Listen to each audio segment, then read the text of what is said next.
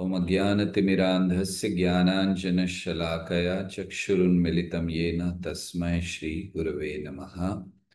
नमः ओं विष्णुपादाय कृष्णप्रेष्ठाय भूतले श्रीमते भक्तिवेदान्तस्वामिनते नामिने।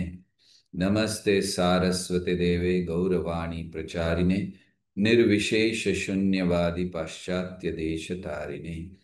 जय श्री कृष्ण चैतन्य प्रभो नित्यानंद श्री अद्वैत गदाधर श्रीवास आदि गौर भक्त वृंद।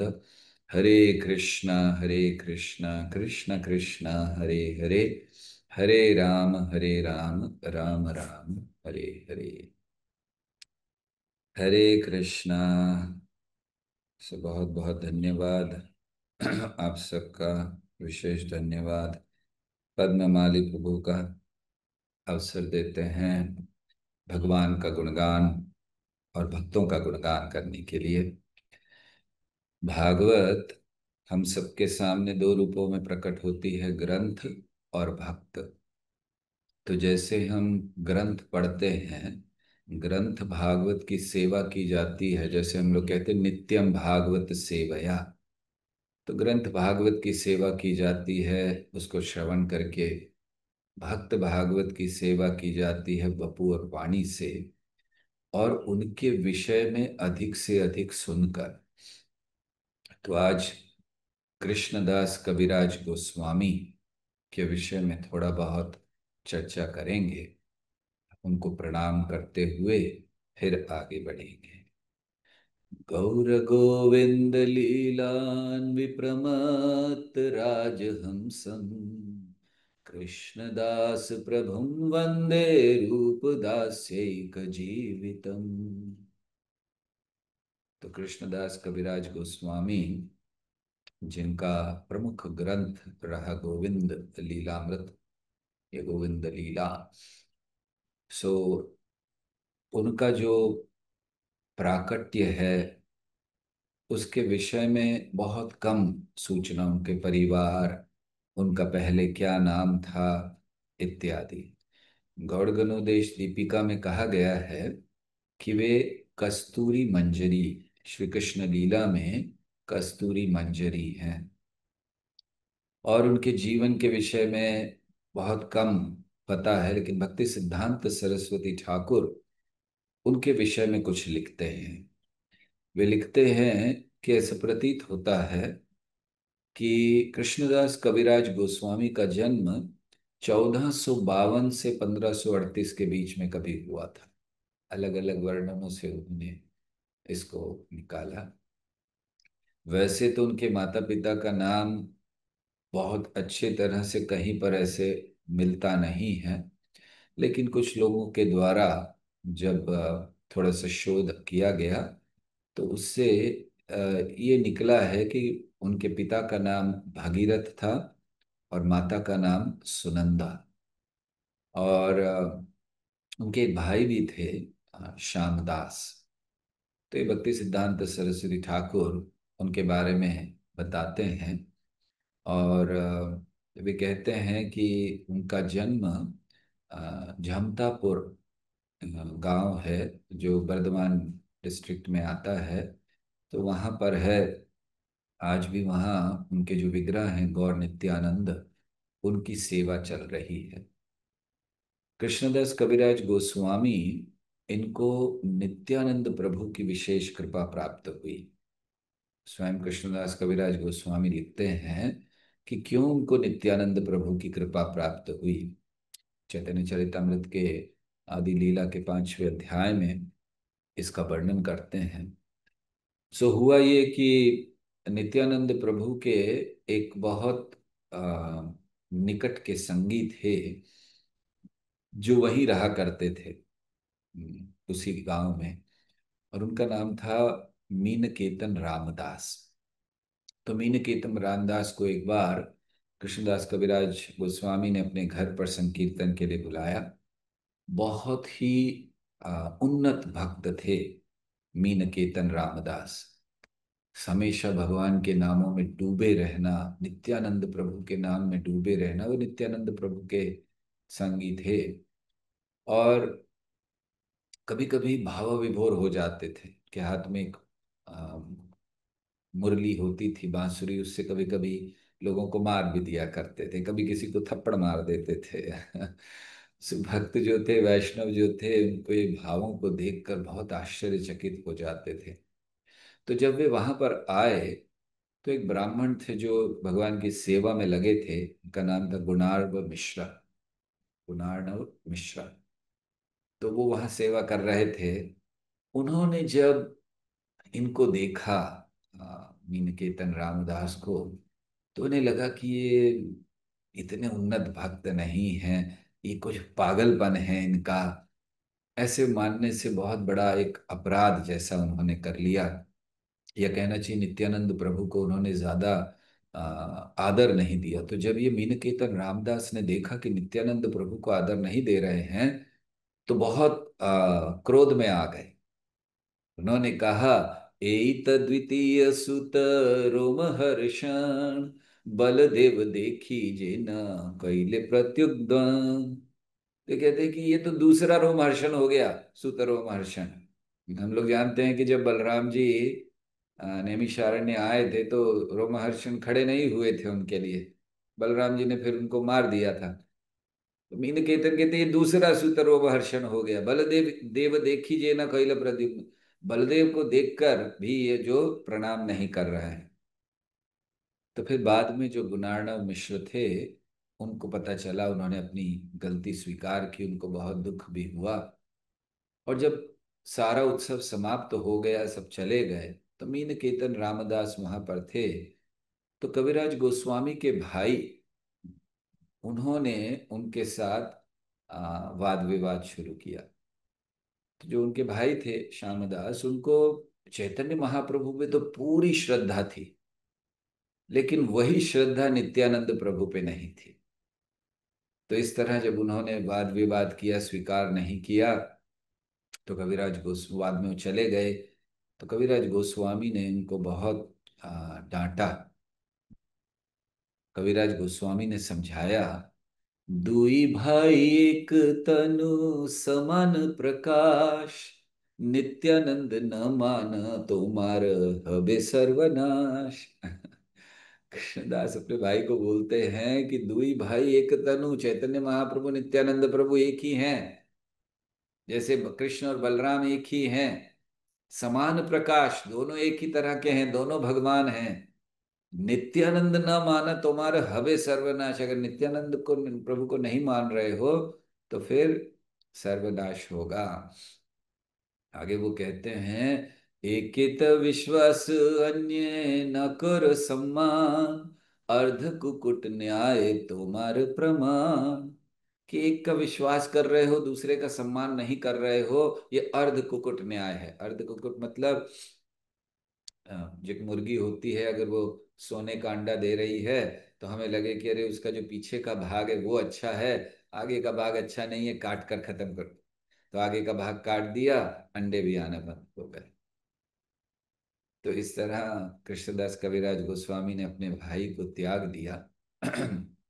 और भगवान ये कौन है? ये भक्त वत्सल हैं, भक्त अधीन हैं। वे भक्तों की भक्ति से नियंत्रित होते हैं। तो अगर वे देखते हैं कि अगर कोई थोड़ा सा भी आ, भक्तों की तरफ ले रहा है, भक्तों की सहायता कर रहा है, या भक्तों को मान सम्मान देने का प्रयास कर रहा है, तो फिर वो उनकी ओर पूरी तरह से उनके ऊपर कृपा करते हैं। तो कविराज गोस्वामी, क्योंकि उन्होंने नित्यानंद प्रभु का गुणगान किया, सो भगवान ने बड़ी कृपा की। तो ऐसा वर्णन है कि नित्यानंद प्रभु ने बहुत सम्मान किया इस बात का। और वे एक दिन कृष्णदास कविराज गोस्वामी के स्वप्न में आए। उन्होंने स्वप्न में आके कहा, अरे अरे कृष्ण दास न करह भय, वृंदावन जहाँ तहाँ सर्वलभ्य है। अरे रे कृष्णदास, बिल्कुल भय नहीं करो, वृंदावन जाओ, वहां जाकर सारा लाभ होगा, सर्वलभ्य है। तो ऐसे आदेश पाकर कृष्णदास कृष्णदास गोस्वामी कविराज आए। तो वे आए वृंदावन और उन्होंने 6 गोस्वामियों की शरण ली वहां पर आकर। तो ऐसे वो पूरा जीवन प्रायः वृंदावन में रहे। कहना चाहिए अपने जीवन के अंत तक वे वृंदावन में ही रहे, नित्यानंद प्रभु के आदेश का पालन करते हुए। तो जब भक्तों ने उनसे एक प्रार्थना की कि आपको चैतन्य महाप्रभु के विषय में लिखना चाहिए। दरअसल अ, जैसे भागवत व्यासदेव ने लिखी है, ऐसे ही चैतन्य भागवत वृंदावन दास ठाकुर ने लिखी है। तो उन्होंने श्री चैतन्य महाप्रभु की लीलाओं को बड़े विस्तार से कहना प्रारंभ किया। शुरुआत में बहुत थोड़ा लिखा और फिर बहुत विस्तार से लिखा, लेकिन उनको लगा कि ये तो बहुत बड़ा ग्रंथ हो जाएगा। तो फिर उन्होंने बहुत से भगवान मैं चैतन्य महाप्रभु की लीलाओं को नहीं लिखा, नित्यानंद प्रभु का बड़े विस्तार से गुणगान किया। तो इसीलिए सभी ने प्रार्थना की, भक्तों ने, कि आप चैतन्य महाप्रभु की शिक्षाओं को लिखिए, बताइए। तो जब सबने भक्तों ने कहा तो कृष्णदास कविराज गोस्वामी उन्होंने आ, इसको स्वीकार किया। पहले वो मदन मोहन जी, मदन गोपाल जी के चरणों में गए, प्रार्थना की उनसे।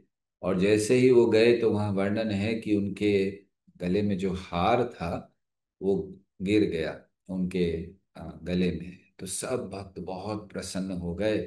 और फिर ये एक आशीर्वाद था। इसलिए कृष्णदास लिखते हैं, ए ग्रंथ लेखया मोरे मदन मोहन, ए ग्रंथ लिखाया मोरे मदन मोहन, अमर लिखन जिन शुकिर पठन। तो कहते हैं कि बहुत नम्रता से कहते हैं कि ये जो मैं लिख रहा हूं ये तो मदन मोहन जी लिखवा रहे हैं मुझसे। मेरा लिखना तो कैसा है, शुक्र है, जैसे एक शुक होता है, एक तोता होता है, बस वो जैसे लिखता है मैं तो वैसे लिख रहा हूं, मेरी कोई क्षमता नहीं है। तो मदन मोहन जी जैसे लिखा रहे हैं, कैसे लिखा रहे हैं मुझे, से लिखी मदन गोपाल जे लिखाया, काष्ठेर पुतली जे न कुह के न छाया। वो कहते मैं तो एक पुतली की तरह हूँ, कठपुतली की तरह, काष्ठेर पुतली। वो नचा रहे हैं, वो जादूगर हैं, वो नचा रहे हैं, और मैं तो बस नाच रहा हूं। तो ये जो चैतन्य चरितामृत उन्होंने लिखा मदन मोहन जी की कृपा से, तो इनमें प्रमुख उन्होंने लिया जिसको रघुनाथ दास गोस्वामी के कड़चे अर्थात जो लिखे गए थे, वो पूर्व में स्वरूप दामोदर गोस्वामी ने लिखा था। क्योंकि स्वरूप दामोदर गोस्वामी श्री चैतन्य महाप्रभु की लीलाओं को, शिक्षाओं में वो सब साथ में थे। तो फिर उसको आगे चलकर रघुनाथ दास गोस्वामी के पास रहे, तो उनको उनसे लेकर आगे कृष्णदास कविराज गोस्वामी ने ये चैतन्य चरितामृत ग्रंथ लिखा। वैसे श्री कृष्णदास कविराज गोस्वामी ने और भी कई महत्वपूर्ण ग्रंथ लिखे हैं, जैसे गोविंद लीलामृत, सारंग रंगदा इत्यादि। गोविंद लीलामृत ये श्री कृष्ण की अष्टकालीय लीलाओं को समझाने के लिए, रोज भगवान जो लीलाएं करते हैं उसको समझाती है। सारंग रंगदा जो है कृष्ण कर्णामृत, बिल्वा मंगल ठाकुर ने जो लिखा ग्रंथ, उस पर उनकी टीका है।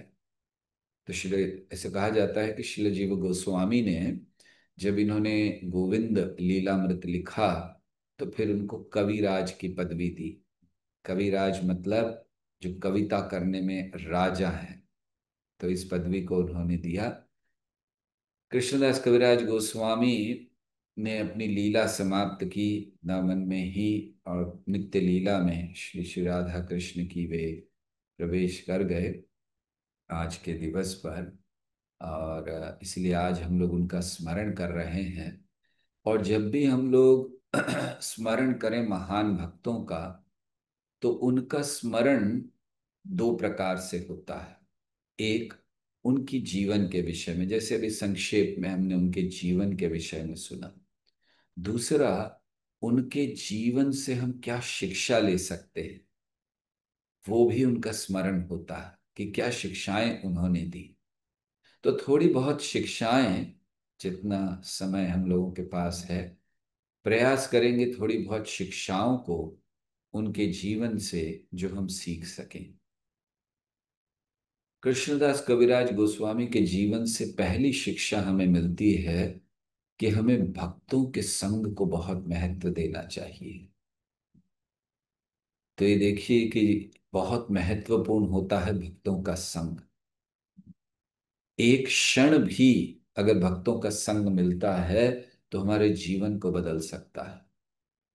और जैसे उनके भाई ने एक अपराध किया वैष्णवों के प्रति, और उन्होंने क्या हुआ, जैसे ही इन्होंने देखा कि अपराध किया है, उन्होंने घर त्याग दिया, या उनको भी उनके भाई को भी त्यागना पड़ा। लेकिन एक आशीर्वाद नित्यानंद प्रभु से जो स्वप्न में प्राप्त हुआ, वो उनसे उनका पूरा जीवन बदल गया। तो बहुत महत्वपूर्ण शिक्षा हमें मिलती है कि भक्तों का एक क्षण का संग हमारा जीवन बदल सकता है, और एक छोटा सा अपराध हमारी भक्ति को नाश कर सकता है। तो बुद्धिमान व्यक्ति कौन है? बुद्धिमान व्यक्ति वो है जो कभी भी किसी साधु के आशीर्वाद या श्राप की क्षमता को कम नहीं मानता। हमेशा आशीर्वाद, वैष्णवों के आशीर्वाद, भक्तों के आशीर्वाद पर अपना जीवन जीता है। दूसरा बहुत महत्वपूर्ण संदेश इनके जीवन से हमें मिलता है कि हमें जैसे ही आदेश मिले तुरंत पालन करना चाहिए। नित्यानंद प्रभु ने उनको आदेश दिया कि जाओ वृंदावन जाओ। उन्होंने सोचा नहीं कि नहीं नहीं मैं कैसे जाऊंगा, क्या होगा, कहाँ रहूंगा, मेरा रूम बुक हुआ कि नहीं हुआ, ट्रेन का टिकट बुक हुआ या नहीं हुआ। जैसे ही आदेश मिला तुरंत चल दिए। तो ये बहुत सुंदर संदेश हमें देते हैं कि आध्यात्मिक जीवन में प्रगति जब होती है, हमें करनी है। कब होती है आध्यात्मिक जीवन में प्रगति? जब हम गुरु के द्वारा, कृष्ण के द्वारा दिए गए आदेश का तुरंत पालन करते हैं। तो बहुत सुंदर ये संदेश है। जब गुरु का आदेश आए तो हमें सोचना नहीं चाहिए, तुरंत पालन करना चाहिए। या कहना चाहिए कि अगर हमें समर्पण करना है तो समर्पण अभी करना है। यही सही समय है समर्पण का। ऐसा नहीं सोचना है कि हम आगे जाकर कभी समर्पण करेंगे, समय आएगा तब समर्पण होगा। नहीं, अभी अभी करना है। तो ये बहुत सुंदर दूसरा संदेश हमें उनके जीवन से मिलता है।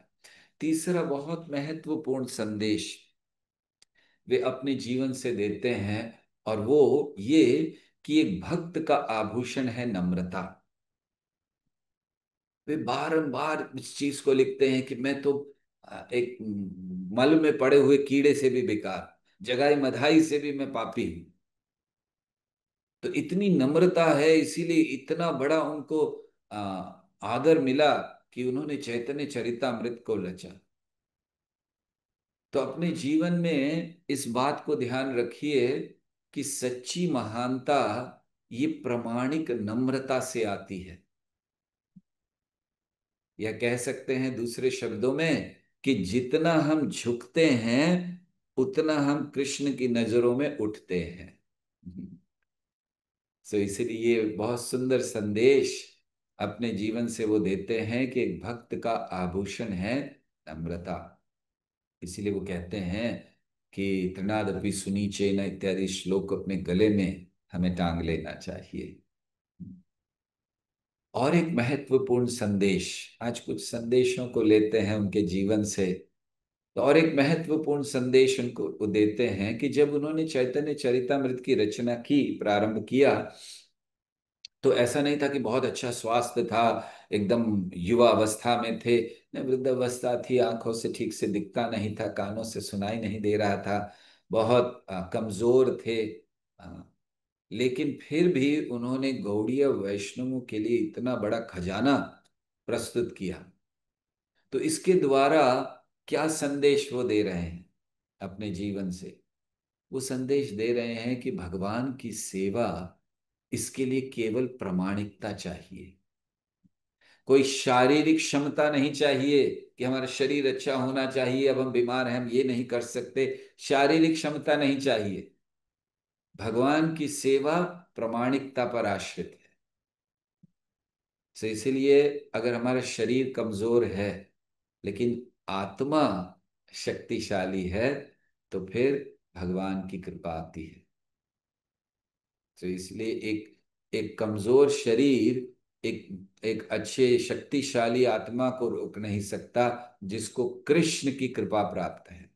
सो कृष्ण जिसको शक्ति प्रदान कर दें भगवान के भक्तों को, उनको उनको शरीर भी रोक नहीं पाता। और हम लोग देख रहे हैं ये कोई शास्त्रों में पढ़ने वाली बात नहीं है, वो तो है ही, लेकिन हम लोग प्रत्यक्ष देखते हैं। हमारे जो गुरुजन हैं काफी उम्र के बाद भी उनकी सेवा बंद नहीं होती, उल्टा बढ़ती जाती है। हम्म। शरीर में बाधाएं हैं तो भी सेवा बढ़ती जा रही है। शरीर की बाधाएं भी उनको रोकते नहीं हैं। क्यों? क्योंकि जब वो शरीर की बाधा को नहीं लेकिन आत्मा की शक्ति को महत्व देते हैं, तो कृष्ण उनको शक्ति प्रदान करते हैं।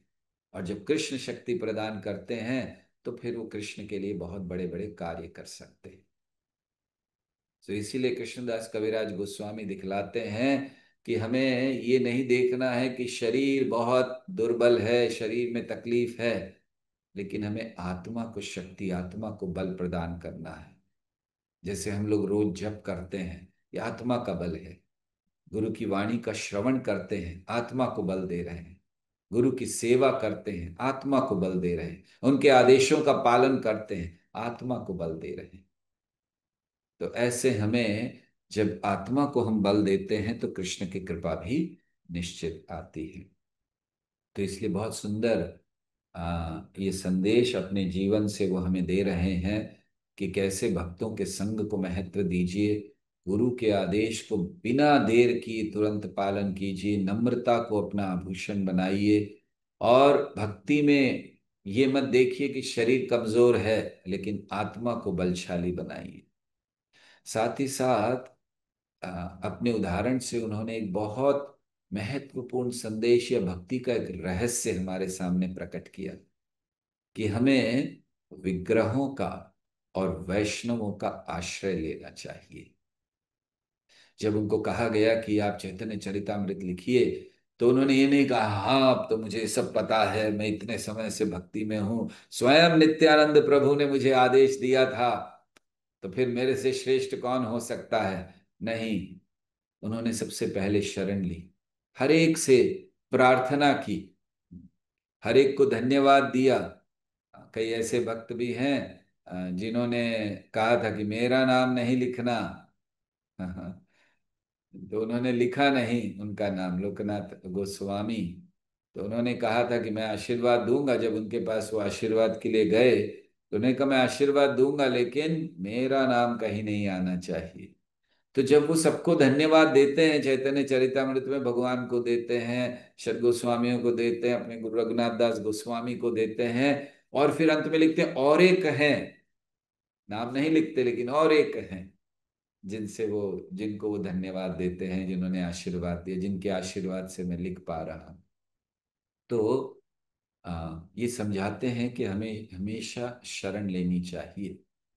कोई भी सर्विस, कोई भी सेवा हम करते हैं, हमें प्रारंभ करना चाहिए कृष्ण से, वैष्णवों से प्रार्थना करके, उन पर आश्रित रहकर, तब महान कार्य होंगे। ये जान लीजिए कि महान कार्य ये महान गुणों के द्वारा, महान कला के द्वारा नहीं किए जाते कि हमारे अंदर बहुत बड़ी कला है, हमारे अंदर बहुत से गुण हैं इसलिए हम महान कार्य कर सकते हैं। महान कार्य किए जाते हैं जब हम महान आश्रय लेते हैं, भक्तों का आश्रय लेते हैं, कृष्ण का आश्रय लेते हैं, तब वो महान कार्य होते हैं। इसीलिए जीवन में ये आ, स्थापित करने का प्रयास मत कीजिए कि आप कौन हैं। जैसे हम स्थापित करें मैं ये हूं, मैं वो हूं, ये स्थापित करने का प्रयास मत कीजिए, लेकिन ये प्रयास कीजिए कि आप किसके हैं। ये महत्वपूर्ण है, हमने किसका आश्रय लिया है। वो हमारे जीवन का महत्व है। हमने अपने आप क्या किया ये कोई महत्वपूर्ण नहीं है। अगर हमने सही व्यक्ति का आश्रय लिया, हमने एक प्रामाणिक गुरु का आश्रय लिया, तो वो हमारे लिए बहुत गुणगान करने योग्य लक्षण है। अर्थात अगर हमारा गुणगान होगा कृष्ण के सामने, अगर हमारा गुणगान होगा, या हमारा अगर कोई महत्व है भगवान की लीला में, भगवान की भक्ति में, भगवान के आंदोलन में, तो वो इतना ही है कि हमने सही आश्रय लिया। सो इसको कृष्णदास कविराज गोस्वामी बहुत अच्छी तरह से अपने जीवन में बताते हैं। हर एक भक्त के पास गए, गोस्वामियों के पास गए, जो भी उस समय थे सबके पास गए, शरण ली उन्होंने। वैष्णवों की शरण लेना चाहिए। ये हम लोग देखते हैं जब हरिदास ठाकुर अपने लीला को अंत कर रहे थे जीवन में, जब अपनी लीला समाप्त कर रहे थे और महाप्रभु और सारे वैष्णव कीर्तन कर रहे हैं, हरिदास ठाकुर समझ गए बस ये मेरा समय है, अब मुझे अपना देह त्यागना है। तो क्या किया हरिदास ठाकुर ने, जो कि इतने महान थे, स्वयं चैतन्य महाप्रभु आए थे उनके उनके उस समय जब उन अपना देह छोड़ने वाले हैं, तो ऐसे महान भक्त ने क्या किया, उन्होंने जितने भी वहां पर उपस्थित वैष्णव थे, वे लोग कीर्तन कर रहे थे, वे गए और सबकी चरण धूलि अपने सर पर लगाई और फिर बैठ गए और अपना ध्यान श्री चैतन्य महाप्रभु पर केंद्रित कर दिया। तो इसीलिए ये सिद्धांत है कि महान कार्य ये महान गुणों या कला से नहीं, लेकिन महान आश्रय से होते हैं। अगला संदेश कृष्णदास कविराज गोस्वामी देते हैं कि हमेशा गुणगान करो भगवान का, कृष्ण का। अपना गुणगान कराने की कामना ना करो। उन्होंने कभी भी अपने आप को बहुत बड़े लेखक के रूप में, बहुत बड़े, उन्होंने तो कहा मैं केवल निमित्त हूं। जब हम कृष्ण का गुणगान करते हैं, भक्तों का गुणगान करते हैं, अपने अपना नहीं, तो फिर कृष्ण हमें शाश्वत रूप से, कृष्ण हमारा गुणगान करते हैं। शिल प्रभुपाद उन्होंने अपने गुरु का गुणगान किया, कृष्ण का गुणगान, जहां भी गए, international society for Krishna consciousness. तो भगवान अब उनको शाश्वत गुणगान कराने वाले हैं और करा ही रहे। सो इसलिए कभी भी ये कृष्णदास कविराज गोस्वामी के जीवन से हम सीखते हैं कि हमें अगर बहुत कहना चाहिए कि अगर सच्चा हमारा प्रकाश प्रकट होना है, तो हमें कृष्ण के पीछे छुपना होगा। अर्थात कृष्ण का गुणगान करना होगा, अपना नहीं। ययात्मा सुप्रसिद्धति, जब हम कृष्ण का गुणगान करते हैं तो अपने आप को पूर्ण रूप से संतुष्ट करते हैं। और एक महत्वपूर्ण कार्य जो कृष्णदास कविराज गोस्वामी ने किया, यह हमें शिक्षा दी कि उन्होंने उनको लिखा, इतने बड़े महान ग्रंथ को लिखा जो आने वाली पीढ़ियों तक लाभ देगा। तो इसीलिए वो ये समझाते हैं कि हमारे जो साक्षात्कार हैं, हमारे जो लेखनी है, हाँ, और सेवा है, वो हमें छोड़कर जानी चाहिए पीछे, ताकि जो आने वाली पीढ़ियां हैं वे कृष्ण का स्मरण कर सकें। एक भक्त जो होता है, वो भक्त अपने लिए नहीं जीता, वो किस लिए जीता है, अन्यों के लिए ऐसा मार्ग बनाने के लिए जिससे वो कृष्ण तक जा सके। और ये कार्य कृष्णदास कविराज गोस्वामी ने किया। चैतन्य चरितामृत लिख दी, एक पथ बना दिया, एक मार्ग बना दिया कृष्ण तक पहुंचने का। और वे तो लिखकर काफी समय हुआ चले गए, लेकिन अब हम लोग उसका लाभ ले रहे हैं और आने वाली पीढ़ियां, कई पीढ़ियां इसका लाभ लेंगी। तो हमारे लिए ये महत्वपूर्ण है कि हम केवल अपने लिए ना जिए, लेकिन हम जिए अन्यों के लिए, एक ऐसा मार्ग बनाने के लिए जिस पर चलकर वे कृष्ण की ओर जा सके। साथ ही साथ कृष्णदास कविराज गोस्वामी सिखलाते हैं कि हमारा आश्रय कृपा होना चाहिए, योग्यता नहीं। भौतिक दृष्टि से वे तो कहना चाहिए वे लिखने के योग्य नहीं थे, लेकिन वैष्णवों की कृपा, वैष्णवों के आदेश और मदन मोहन जी की कृपा से वो उसको लिख पाए। तो इसीलिए हमें अपने जीवन में इस बात को सदैव याद रखना चाहिए कि गुरु की कृपा की एक बूंद वो कार्य कर सकती है जो योग्यताओं का सागर नहीं कर सकता। आपके अंदर योग्यताएं हो सकती हैं, ये योग्यता वो योग्यता, लेकिन सच्चा कार्य, सफल कार्य, भक्ति का कार्य नहीं होगा जब तक गुरु की कृपा की एक बूंद नहीं होगी। केवल एक बूंद गुरु की कृपा की वो कार्य करती है जो आपकी योग्यताओं का सागर नहीं कर सकता। इसीलिए कृष्णदास कविराज गोस्वामी सिखलाते हैं कि हमें दास दास दासन दास बनना है। ये सबसे सुरक्षित स्थिति है भक्ति में, या कहना चाहिए कृष्ण तक जाने का सबसे छोटा मार्ग, शॉर्टकट। आजकल हम लोग सब कुछ शॉर्टकट ढूंढते हैं, तो कृष्ण तक पहुंचने का शॉर्टकट है भक्तों का हृदय। क्योंकि धर्मस्य तत्वम निहितम गुहाय महाजनो ये न गता स पंथा। धर्म कहाँ छुप गया है? जाकर एक गुफा में। वो गुफा क्या है? भगवान के भक्तों का हृदय। तो कृष्णदास कविराज गोस्वामी चैतन्य चरितामृत लिखते हैं, गौड़ीय संप्रदाय को उन्होंने बहुत सुंदर भेंट दी।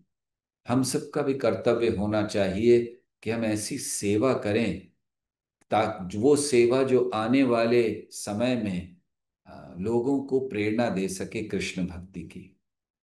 तो जैसे लोग वसीयत लिखते हैं, मरने के पहले लिख देते मेरे जाने के बाद ये मेरा धन इसका होगा, ये होगा। एक भक्त की सच्ची वसीयत क्या होती है? संपत्ति नहीं, आध्यात्मिक धन। तो वो दूसरों को देकर जाता है।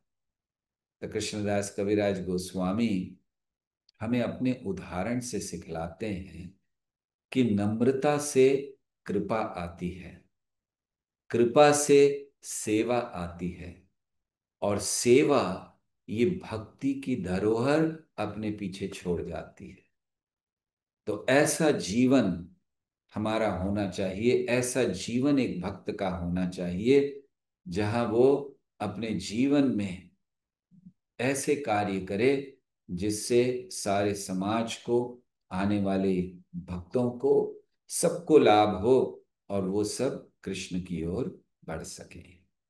हरे कृष्णा कृष्ण कृष्ण हरे हरे, हरे राम राम राम हरे हरे।